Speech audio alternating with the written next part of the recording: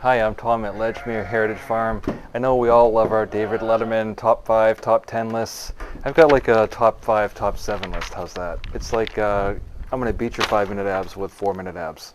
But today we're going to talk about things that I absolutely love about farming and things that I don't like so much. In fact, I despise them.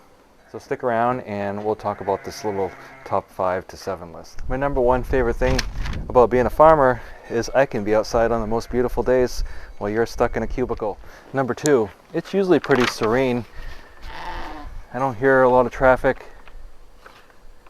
It's quiet. Number 3, I can generally set my own schedule, do things when I'm ready to do them or not. Number 4, I love animals. Look at all these baby birds. And the 5th favorite thing that I have about farming is there's never a dull day.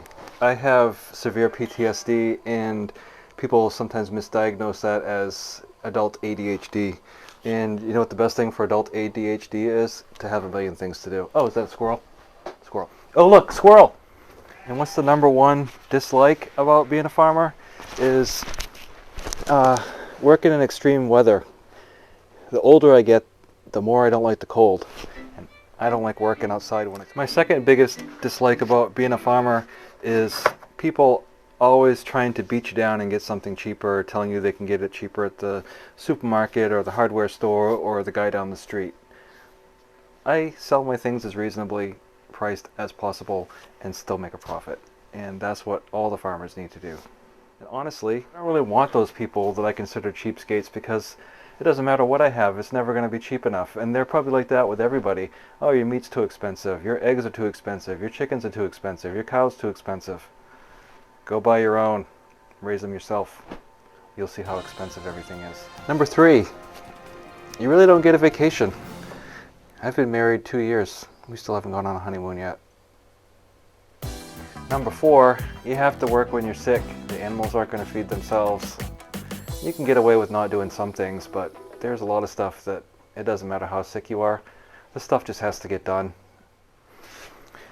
One complaint that is pretty common among farmers is trying to keep the right balance of customers, infrastructure, animals. If you have too many animals and no customers, then you're stuck with all the stuff and no place to put it. If you have more customers than product, then you've got dissatisfied people who won't come back because you didn't have it the first time or even the second time, and then they just give up and go get it somewhere else. And that's a shame because that's happened to me too when I've had not enough eggs and then people just decide to go get them somewhere else and they never come back. I think the final thing that I dislike, and it also ties into the thing that I do like, is that at the most inopportune time something will break. At the most inopportune time, that's when the cows are going to get out. That's when you're going to have a leak. That's when your generator is broken, your lights don't work, your plumbing's broken.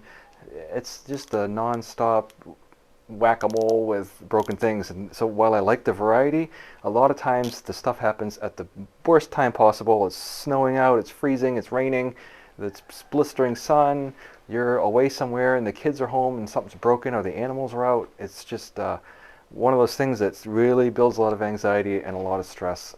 And that's one of the things that I really don't like. Because yeah, generally farming is pretty serene. I mean, I'm busy, but serenity is my friend unless something's broken and then it's my enemy. I hope this video has been mildly helpful to you, especially those of you who are just starting out, and there's always a lot of things to consider before you start a farm, and I'm trying to always show you both sides of the coin, the good and the bad. Thank you for watching, and we'll talk to you next time. Have a good day.